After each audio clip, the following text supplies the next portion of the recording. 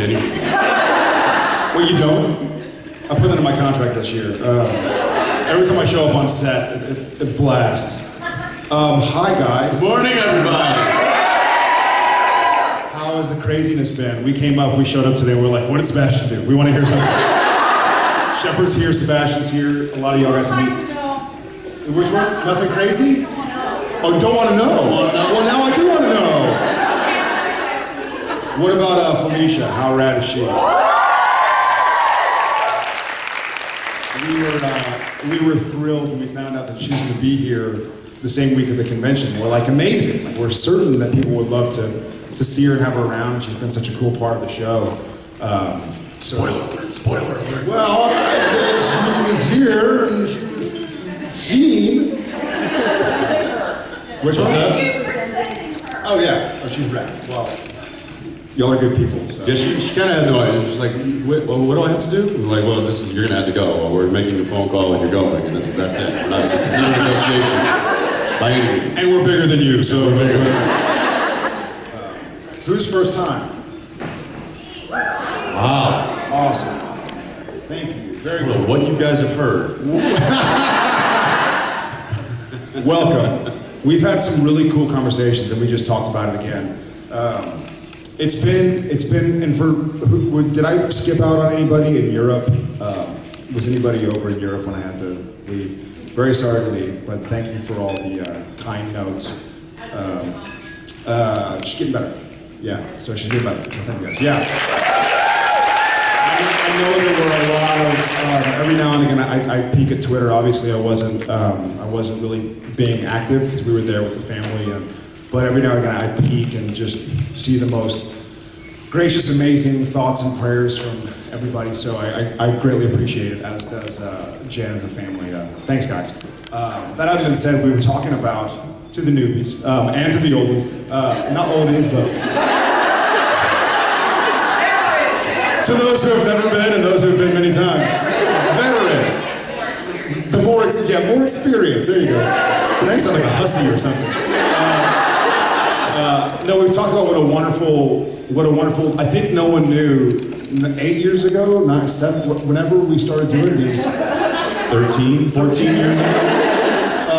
Our reaction was kind of like Felicia's. We were like, what goes on? Like, what happens? And now, I feel like after dozens of these and just about as many years, we've seen people forge friendships and like meet their best friends, both fans and like seeing Richard and Rob now, like cavorting all over the world, like little sidekicks. That movie's great. So it's just been really cool with like the money raised for charity and then people going to visit different parts I've never got to see before. So welcome to the club, guys. Ladies and gentlemen, gents and actors.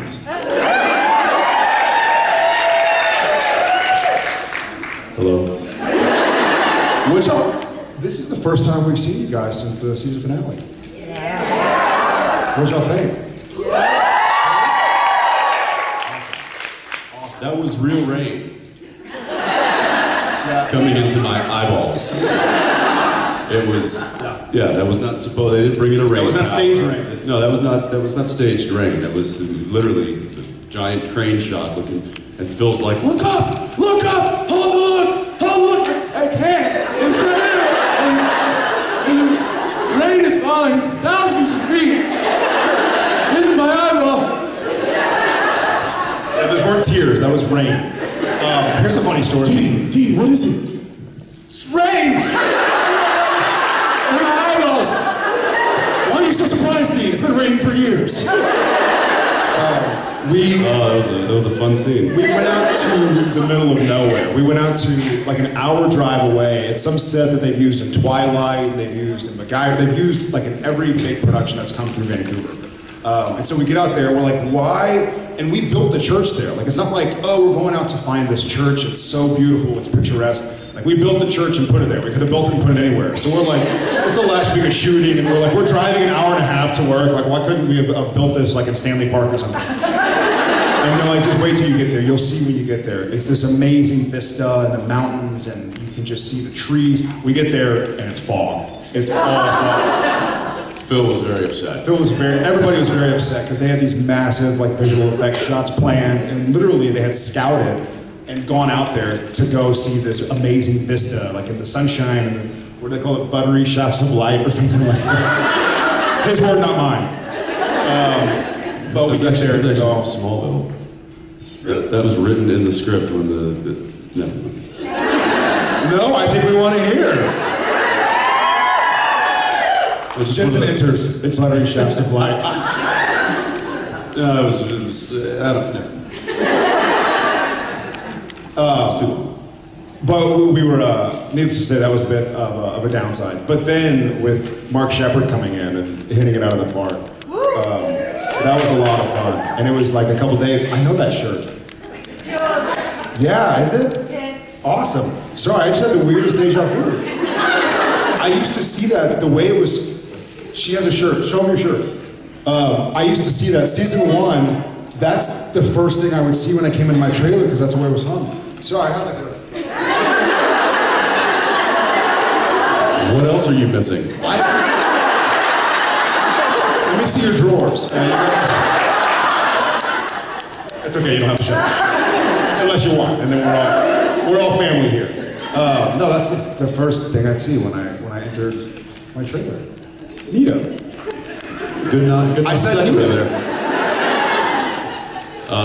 Yeah, that back to the season finale. That was that was an unfortunate, but I think it turned out all right. I think if you guys liked it, then we.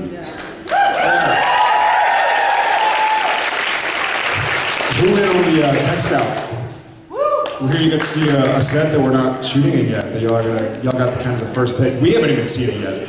We're like, wait a second, we want to see it too. So I guess we shoot there Monday, Tuesday, Friday. I don't know. I just get picked up and go where they tell me. We're going to shoot there at some point in time, but was it a restaurant? What was? Yeah. Okay. Did they tell you what's going to happen? Did they give you a script? Was there someone dead? Is someone dying? Yes. Just shake your head. Yes. It's probably likely that someone's going to die there. It being supernatural and all.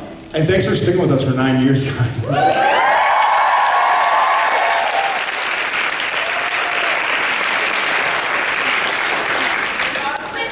Who'd have thought? You did which? It's been rough. It has been rough. You tell me. Have you died on it? Because I have, and he has. Lots more dying for Sam. And Dean. Maybe we'll kill you again. Come on. Yeah, why not? Who should we kill this year? Everybody does. Everybody's dying this year. Who? Oh, question, shoot. First, congratulations on becoming. That's not a question. You tricked me. Congratulations on your little girl. Thank you. She's beautiful. Thank you. And congratulations on your little one coming. Thank you.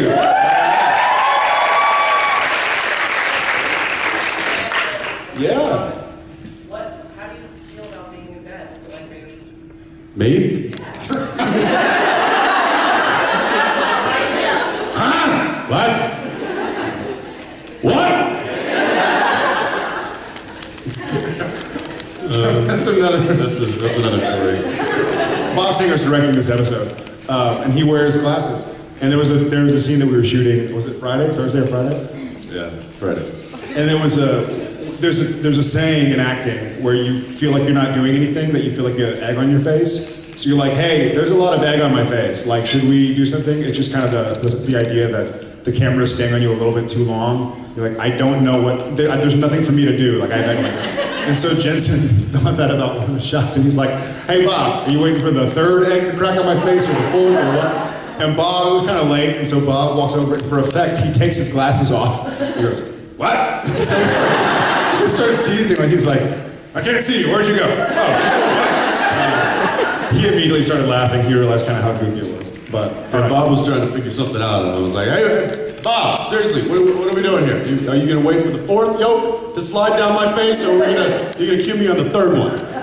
And I guess he wasn't making it. He just takes his glasses off. He looks at me and says, what? I'm like, the the pause is very long, and when would you like to, and he's like, I can't see you. Put your stupid glasses back on, you know, man. You might be here later, I better watch my Hey, how's it feel to be a dad? How does it feel to be a dad? Yes, for those of you who don't know, my wife gave birth to a beautiful, healthy baby girl almost 3 months ago. And it is crazy. It's great. This is actually the first weekend that I have not been with her, so I'm a little sad, but I'm happy to be here with you guys, so it's okay. But yeah, no, she's doing great, and she's it's crazy. Her name is Justice J, and it just sounds better than Injustice. You know what's funny is our pediatrician was like, well, he's like, allow me to be the first to say, now there's a little justice in this world. He's like, I want to be the first to say that. Danielle really liked Justice, and she picked Jay because that's people call me Jay. You know, whenever, I don't know, it's kind of a nickname. And like whenever I go to, you know, Starbucks or something, they're like, can I get your name? I just say Jay, and it's always J-A-Y written on the cup. So we just decided to use that. Then we can call her JJ. Her name's JJ. So. Thank you very much. Thank you. How'd you choose that? How did you choose Ackles? What? How did you choose the name Ackles? Well, funny story. Spin your tail. Any other questions? We started just jabbering. We haven't seen you guys in a while. Please. I have a quick one and a long one for you. So the quick one is, are you guys going to Chicago for the filming on episode 20? What are you talking about? We hope so. What? I can't see you. Right now, that's the plan. Is it? Yeah. If everything goes according to plan, yes. I think that's the hope. Yeah. The question is, for those who don't know, episode 20, it was announced, I guess, at Comic-Con. Episode 20 is going to be the start of the spin-off of Supernatural. Not because they're canceling us, but they just figure, you know, this show seems to be working. Let's see what else we can tell. So episode 20 of this season is going to also serve as the pilot for the spin-off TV show. It takes place in Chicago, so they're hoping to shoot it in Chicago. or shoot a portion of it in Chicago. And I think, you know, I was talking to Mr. Singer, and he was like, you know, having the Apollo roll down Michigan Avenue would be worth the price of admission right there. So they're going to try and you know, get us work it out to where we can do that, but it's not a for sure thing yet. Yeah. And so my question is for you, Jared. At one point you said that you were greatly influenced by Fountainhead and that your opinion of the book has changed over time. If it isn't too personal, would you be willing to tell us what your first opinion was and what your last? Yeah, okay, so this book called The Fountainhead I read when I was shooting New York Minute. That's right. Chew on that. That's just way too much intellect at one time. And so, for those not familiar with the book, in the preface it kind of says, man's fountainhead is kind of the lifeblood of society. Not meaning man. Man's ego is the fountainhead of society. Meaning that the harder you work, the better. You know, it's our drive to make things better that has come up with cures for diseases and with technology that we can all be here and call on a phone and talk to our loved ones who are away. And obviously, it's not difficult to imagine how your ego and your drive to be better than you currently are is what kind of makes a lot of the things better. But just as I grew up, I sort of thought there's a place for that. There's a place for the drive to be better, the drive to succeed, the drive to be better than the next guy or the next gal. But now I think as I get older, I see how we're also so bolstered by those around us, and how it's not just life doesn't have to be about trying to beat somebody or it's about being happy, you know. So there's a place for it. There's a place where I think it's important to work hard, to take yourself seriously, and try and do better than you have in the past. But I think it's also a time to be happy and grateful and look around and just be grateful for what you got, you know. Yeah, thank you. Way in the back. What up? up, Meek? Hey, this question is for Jackson, actually. Sorry, Jared. Oh. I was wondering, we've heard you sing a few times and put out some songs. Do you ever think of doing like a solo album or something? Yes, he is. No. No, I've been asked that a few times. If, for those of you who didn't hear her, she was just asking about music, but I had any plans to record anything. No, I'm an actor. I focus on being an actor. Slash director slash daddy.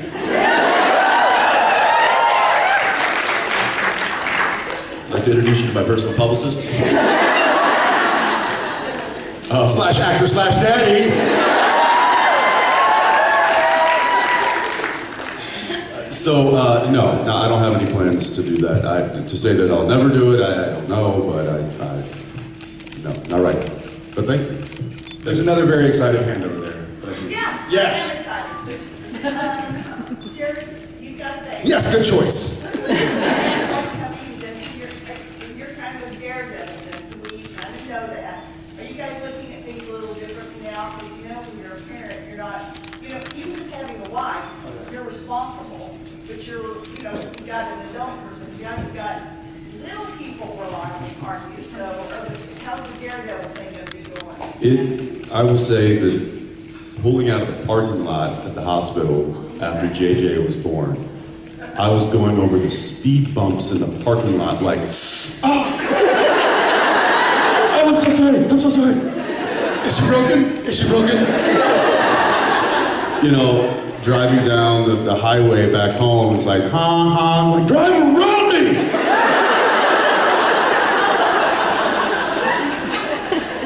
Oddly enough, 24 hours before that, I was the one honking and flying past people. So, yeah, I didn't expect it to, that's a bit of an exaggeration, or it was exaggerated that day, for sure. It's lightened up a little bit, but, yeah, I think there's still, part of me that likes excitement, but there's definitely that in the back of the head now. It's like, I've got a really big responsibility now, so, yeah, it's unique.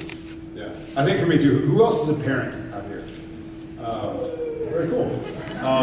So y'all know how it is, and then when they start walking, like, they're higher than I thought they'd be. You gotta kind of gradually move stuff around. There was about a week or so, and Tom started walking when he was in Rome. And here's a funny story. Jen, I don't know what I was doing, but Jen is out with Tom. All of a sudden we meet up. Oh, she went one way, I went another way. I was gonna go look at this book that was in Rome. And she had gone and taken Tom to the Borghese Gardens. And then about 2 hours later, we're meeting up for lunch. And she comes around and Tom is walking towards me. And he hasn't walked yet. I'm like, there's something you'd like to tell me? And she's like, yeah, there was a pair of really pretty little 4-year-old Italian girls running around. So he decided to go like, all right, time to do this. He started walking, literally. Like he saw some cute little girls running around in little school outfits. It was like, he likes older Italian women, like his daddy. So he started walking, and then when we got back to the States, stuff that was safe was no longer safe. And this is terrible, I'm gonna get arrested like by Child Protective Services. I'm a pocket knife carrier, like I always grew up with pocket knives. You open mail, you open boxes, like my daddy has a pocket knife. I've always had a pocket knife. And so we're in Texas, and there was like a week, right when we got back to Austin, and he started walking, and he hadn't been walking before, there was like a week period there where every time you turned your head, he was about to kill himself. Like whether he had found some stairs that had never existed, or like he's playing with the oven, or now he's in the drawers. And at one point in time, I look around and I have a pocket knife that was sitting on my dresser, and I'm gone for 5 seconds or something. I turn around and he's just like playing it and touching it. It's closed, but I was like, Thomas, hey buddy, can you give that to Daddy? And he gives it to me, and I was like, oh my God, like had he opened it and cut it, because he doesn't know, he's like, so that's exactly just like his dad.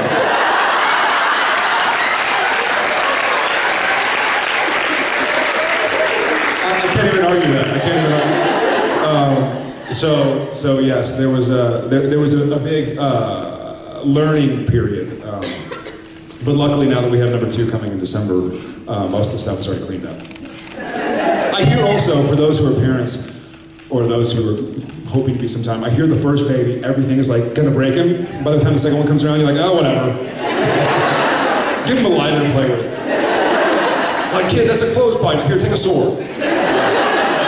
We'll see. And you find out they're not so breakable. Yes. Oh, you know what? Yes. I see. Hi. Questions for both of you. Okay. What if your kids decide to become an actor? Oh, God. They decide to become an actor? Hey. You know, I hope they don't. I hope mine do not become actors. It can be it's a very fickle existence at times, unless you've been exactly. So we've been very, very, very lucky, but I have dear friends who are talented and hardworking and can't catch a break for the life of them. And it can be very, yeah. And so, yeah, so however, if Tom or his sibling or siblings loves it, you know, I hope he's happy. I hope they're all happy, whatever the next ones end up being. Yeah. I'd probably say, here's $100. Once you go to Vegas, you got a better chance. What's that? Did my dad say that to me? It was $50. No, my father, for those of you who don't know, is also an actor. But he was supportive, but he was also very realistic. He didn't, you know, he gave me very, very good advice on how to navigate the rejection, which is inevitable, because being an actor, it's literally a game of numbers. You know, the more auditions you go on, the more people you meet, something's bound to hit at some point, right? But you really got to get out there. But with that, there's a lot of rejection. So you develop a thick skin very quickly, or you have to, in order just to, you know, sleep at night. So he was very helpful in that, but he didn't necessarily give me a monetary limit. He gave me a time limit. He said the deal was I got 6 months, and he would support me for 6 months, and I probably could have renegotiated that. But I was skipping college to do it. So he was like, I'll give you 1 semester, and if nothing happens, you gotta get your butt back to Texas and go to school. And luckily for me, it happened quicker than a lot of people, and that was just the luck of the draw. I mean, I was just being very fortunate. Right time, right place. You know, I think I've had time to think about it a little bit. For my children, if they love it and not for the fame or for the glory or for the attention, but they love it, like I did. I was not a cool kid in school by any means. I was too small to play sports because I didn't grow until I was like, hey guys. But I found my escape and I found my identity through acting and through telling stories, through telling somebody else's story. So I loved it. And sure, the allure of, you know, celebrity and whatnot was there as well, but I loved acting. And I think if I had not made it, I think I'd still love it, you know? So if that's where my children stand, then, you know, follow your heart. Yeah, I think as a parent, you know, you want to encourage your kid in any talent that they possess or that they're passionate about. You know, whether it's acting or shoemaking. You know, it's like if that's something that they are into and that you see that they obviously have a knack for it and a talent for it, then of course you want to encourage that. You know, it's just being supportive, I guess. So yeah, we'll see. But God, I hope they don't. We'll see. All right, over here, yes. Oh. Well, at the same time, fight for it. Still about kids. For those of you who are new and wanted to talk about Supernatural, you've come to the wrong room. This is a seminar on parenting by a couple of rookies. I apologize. Sebastian's next door. Go get your sex talk over there.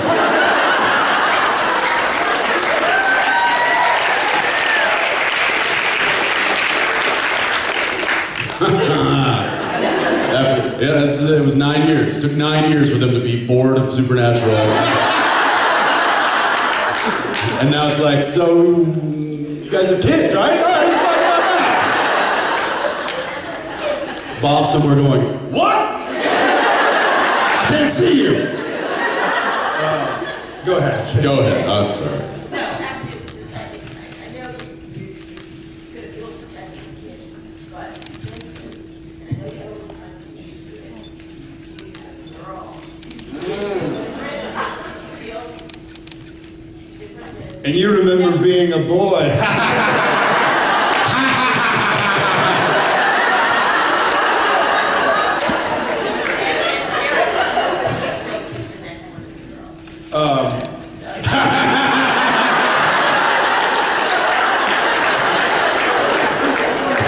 I guess it'll be just that, just blank. I don't know what to do. I don't know. Yeah, that's a good point. I mean, at this point, she's still an infant. So it's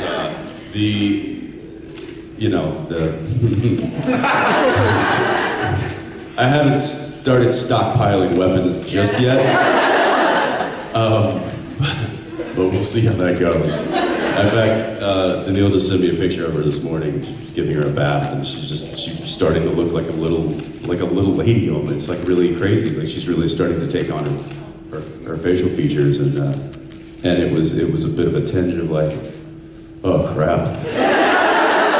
So we'll see. I had a little sister who was 7 years younger than me, and I was never really kind of really possessive like some brothers can be, but I was always I always had a watchful eye. So I hope that I can use some of the experience I had with my little sister, apply that to my daughter. We'll see. I might just lock her in a room and not let her out until she's 25. I don't know. Now I'll go with you. I wanted to ask you, Jared. First of all, you were fantastic with the finale. You've always been Thank you. you looked wrecked by the end of that. It was. Thank you guys very much.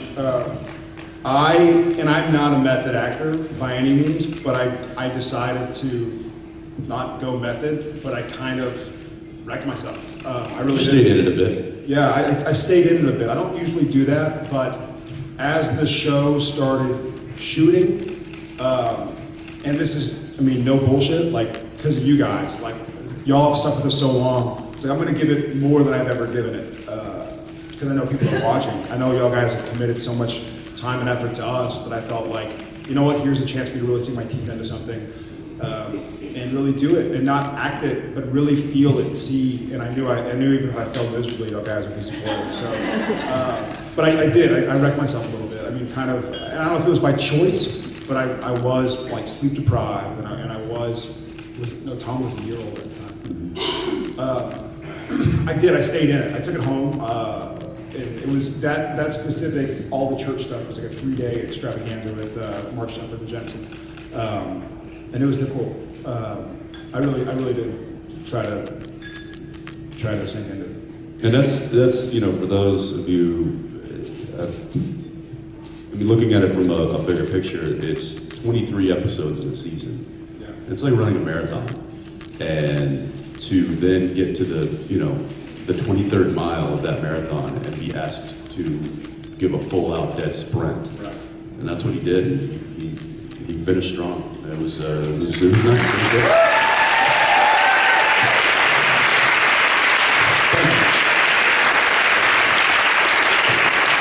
All right, that's your one compliment of the year. We need Legalities that prohibit us from driving because it's a Warner Brothers property, and we can't just like. So turn off your recording devices. That's not to say that we haven't, maybe extended the drive down the street a little longer than we should have, and maybe, maybe pulled a power slide or a 180. Do you remember that time? It was in season 1, one or two where we were doing donuts and not realizing that rocks were like shooting. Oh yeah, we came screaming into the They called us for lunch, and was Jeff in the car when he was in his truck or something? Yeah, they called it a lunch on the radio, and so I was like, let's just keep driving.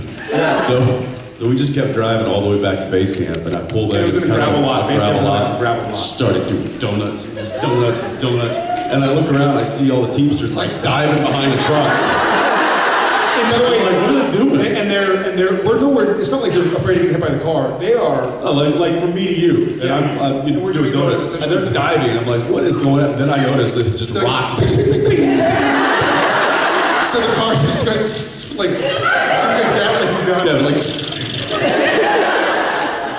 so we've done a little bit of that, but and then as far as once the series is over, we've hinted that I've definitely become very protective of that car, both on and off screen, and the brass is well aware of it. So we'll see what they do with that one. Sure. And there are a few. I actually love, in a funny way, I would actually like to have one that doesn't work.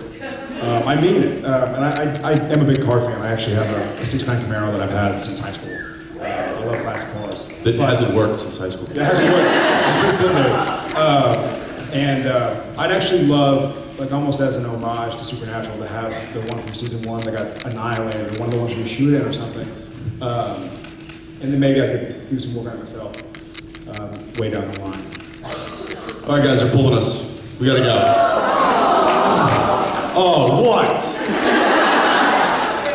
Well, you'll see us in a sec. It's great to see you guys. Great to see you guys. Have a good day today.